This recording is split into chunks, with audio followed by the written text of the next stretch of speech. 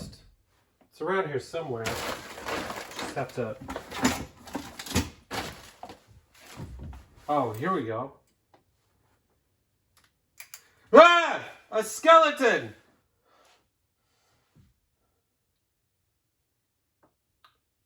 Folks, we all have skeletons in our closets. Bands and musicians we love are no different. Some of them have gone to great lengths to hide embarrassing or controversial things from earlier in their career. Let's take a look at one of the Offspring skeletons.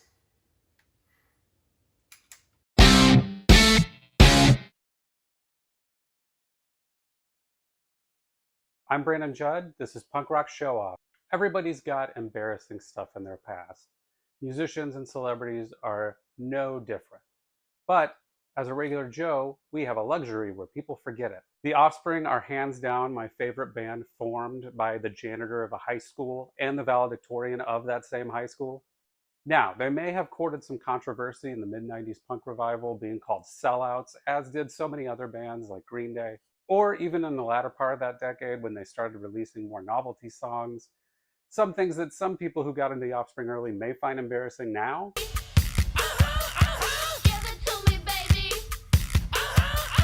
Some artists have gone to great lengths to hide their past.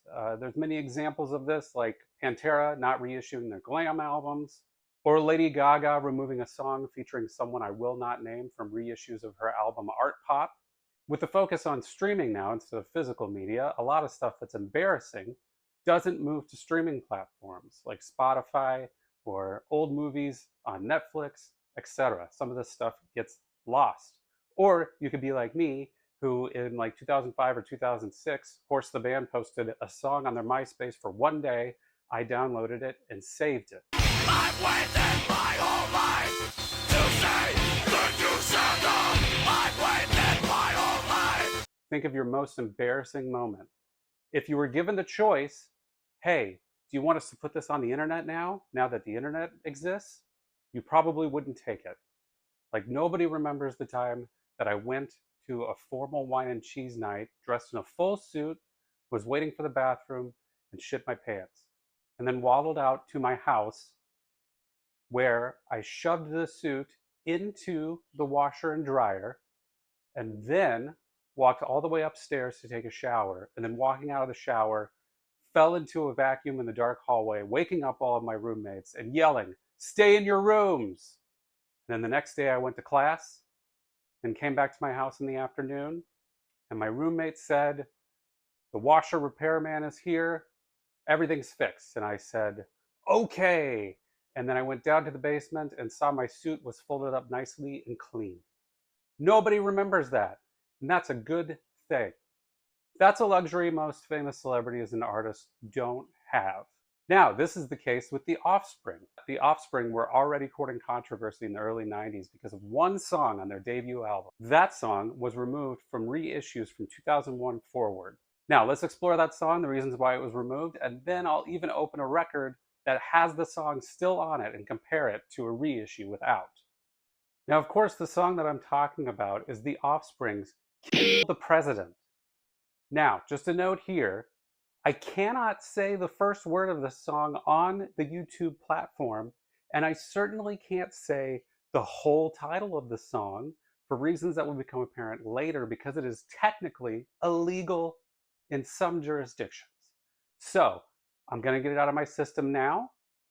We'll just do it here. We'll go, kill the president, kill the president, kill the president, kill the president, kill the president, kill the president, the president. Okay, on three. 1, 2, 3. Kill the president! Kill the president! Kill the president! So that means from this point forward, I will refer to the song title as KTP. Just make it simple, shorthand, KTP. Now, the roots of the Offspring started in 1983 when Dexter Holland and Greg Kriesel, that's Greg K to his friends, started jamming together. And then in 1984, they formed a band called Manic Subsidal. Now, some recordings of this band do exist, and you can hear the early foundations of the Offspring in them, along with demos and some live stuff. Vaccinate me, regulate me, make so I need you. Give me fix the video therapy. Now, the lineup that would record the first album was solidified in 1985 when Kevin Wasserman, Noodles to his friends, who was the then janitor at their high school, joined the band as a second guitarist. He was supposedly recorded because he could buy the rest of the band a beer. Some demos later, and building a local following, the band signed a deal with Nemesis Records, who released their first studio album in 1989. It included 11 tracks, 12 on the cassette version, which included a cover of The Leaves' Hey Joe, made very popular by Jimi Hendrix. It wasn't issued on CD until 6 years later. The first album's themes were much darker than what would be presented on 1998's Americana album. The subject matter of the first album tackles indifference to a violent world and seemingly misogyny in Jennifer Lost the War. Dark stuff. Another part of the album featured themes around the mounting tensions in the Middle East leading up to the first Gulf War. The song Tehran deals with this, also known as Baghdad on other releases, which carries over to the album's closing song, KTP, which we're talking about now, which asks this question. In a world without leaders, who'd start all the wars? In a world without leaders, who'd start all the wars? I think that's a good question and fairly insightful for some punk rock lyrics, if you're a teenager. The song then closes with the chant of KTP over and over. Why that might be an issue is covered in US law. I'm going to read it so I don't get it wrong. Threatening the President of the United States is a felony under 18 U.S.C. 871, punishable by up to 5 years of imprisonment, that is investigated by the United States Secret Service. Threatening other officials is a Class D or C felony, usually carrying maximum penalties of 5 or 10 years under 18 U.S.C. Wow. Topical, huh? I wonder if there's any current events where that might cause controversy now. Maybe controversial now, sure, but also controversial then to some people. Here's a clip of The Offspring in 1989 on Wally George's show The Hot Seat, which aired on public access in Southern California.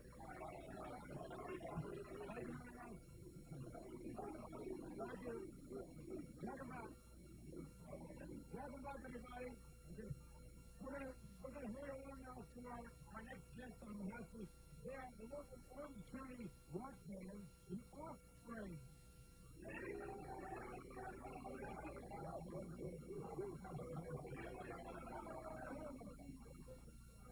All I know is listen to this lunatic album, the Offspring. What is the album? I want to tell you guys, you're in Belmont County in the payroll area of the Offspring. I think you are totally disgraceful. One of the cuts on this album, I find totally ludicrous. It's called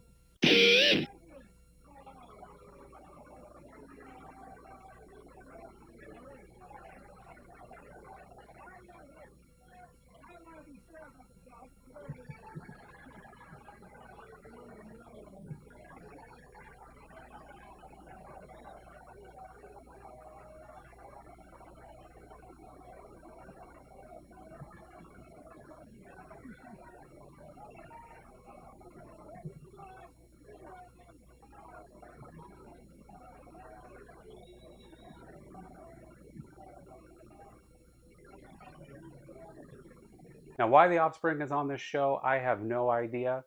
This guy was known as being a conservative radio and television commentator, sort of like Glenn Beck or Rush Limbaugh. In fact, this guy had a nickname, Mr. Conservative and Mr. America, which I don't think he won that pageant.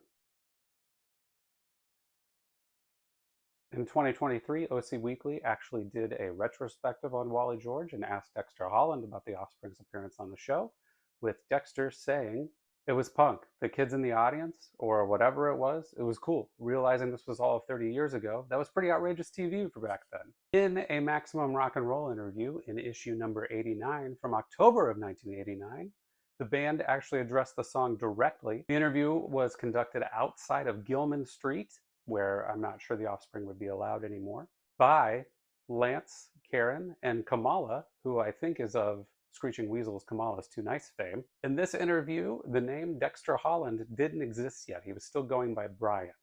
So whenever Brian is speaking, it's Dexter Holland. Maximum rock and roll. What inspires you to write your lyrics? It seems like you have two types. There are the socio-political lyrics, then there are the, well, horror lyrics that are good too. Brian, Dexter. Over a matter of time, you have these weird ideas and you make a song. When it comes to making a record, you're lumping all these things together, and it just kind of ended up that way. Kevin, that's Noodles. Beheaded was meant to be comical, almost kind of silly, but I don't think that the music helps it. The music is kind of dark and kind of serious.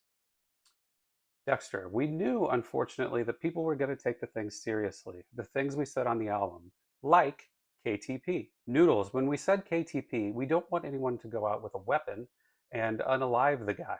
I don't like him. I don't want to say anything too incriminating. The song is more about democracy. Now, this interview was done in 1989, so I think the song is referencing President Reagan, as all good punk rock bands did back in the day. It was the style of the time. But this was in October, and the next president was going to be George Herbert Walker Bush, who I'm not sure the Offspring would have liked either. Dexter, oh, that's good. Tell the thousands of readers you don't like the president when you've already got a song called KTP. Laughter. Noodles, it's just a shock line. Dexter, the dead Kennedys did a lot of that. They didn't necessarily mean that line, I unalive children. The idea is to get you to look a little into what the songs are saying. So why was the song removed? Well, about 6 years after that song came out, the Offspring hit it big with Smash. Big MTV hits. Everybody knows the Offspring now. They're a household name. They got huge. They got onto a major label. With those major labels comes lawyers, PR firms. So maybe that could have contributed to why the song was removed. Now, the song was still part of CD reissues in the mid-90s up until Americana, up until 2001 when Nitro reissued it again on CD. That song was removed from that CD. Now, I got the CD in junior high. That was 1997, 1996. So I was able to get a copy of the CD with that song still on it. So I knew it existed. It's been stated by Dexter Holland that the song was just removed because of legal pressures from the label. They wanted to avoid controversy. If you were into The Offspring or Green Day, chances are pretty good that you followed the pipeline into other bands like Bad Religion and NoFX, and maybe you went back even further, got into the Sex Pistols and Ramones like I did. It was fun to find out through the early internet that these big albums weren't the band's first album. So where does the song stand now? Well, if you're like me, I'm a pretty old school Offspring fan, so I like the song. It's one of my favorites. But to the wider fandom of The Offspring, it's probably mostly forgotten. There is a report, which remains unconfirmed, that the album was banned from retail stores due to the grotesque cover. The 1995 re-release shows a different cover, which features a blurry black and white picture of a person's face.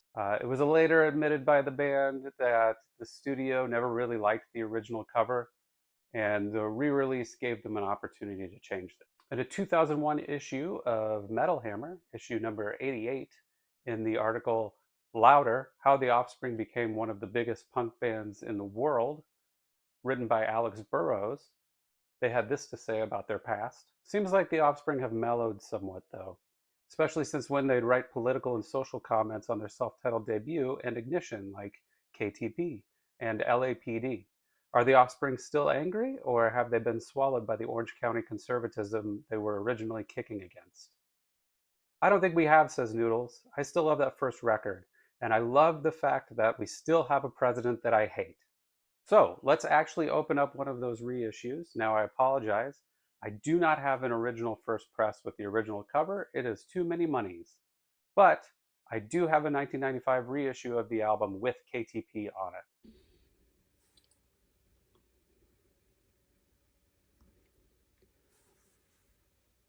Okay, this is the 1995 reissue of The Offspring's first album, originally recorded in 1989. So I would love to have an original copy of this record with the original cover, but it's too many monies. It is up in the $400 range. Someday I will have it, but this is the best I could get because I really wanted that extra song that's missing. Here's the missing song, KTP. This is the last time this record was issued on vinyl with that song. This is sealed. You can see on the hype sticker, it says The Offspring limited edition colored vinyl. This is hand numbered, number 36 of 2000. And you can see the other hype sticker here. This is not a new Offspring album. It was originally recorded in 1989. It contains punk rock, which may be habit forming. Very true. It's a very dangerous drug. So, this has been sealed for almost 30 years.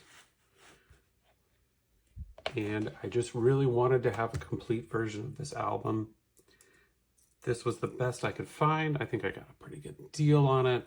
So, let's go ahead and slice it open. And let's get a look at that colored vinyl.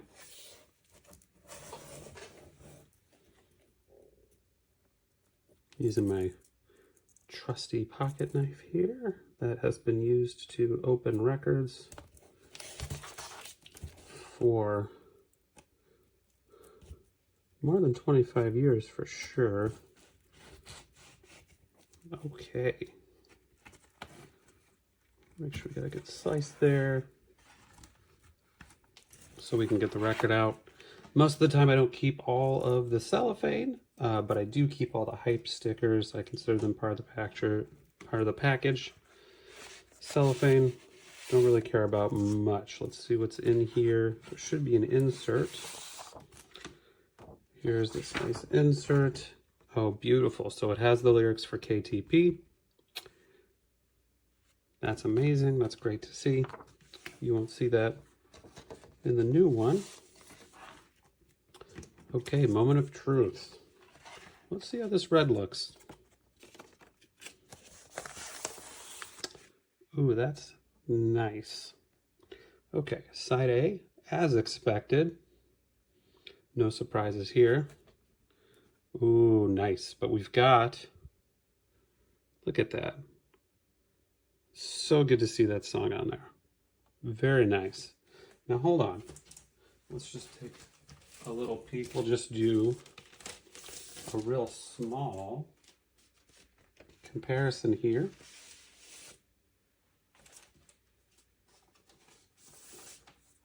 You can see on this newer reissue, we'll go side. You can see it's just missing completely. Not even a little cool placeholder where it's crossed out or some kind of cheeky string of curse words.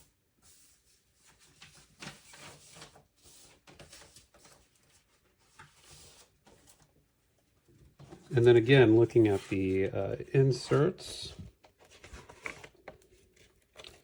between this reissue from '95 and this newer one, I think it's from like 2011 and 2014. So thank yous, that's the same. But you can see here, they've just completely deleted that song out. Not even a nod to what was once there. It's even more puzzling that this song got removed from the discography, yet the song LAPD still exists. Now, I could go into talking about context and the issue with the word used in that song, but I cannot speak eloquently on it, so I will leave that to someone else. Thanks for tuning in. Go ahead and like and subscribe. I'll have more videos on the way, sort of like this one, talking about punk rock and adjacent, and showing off more of my record collection.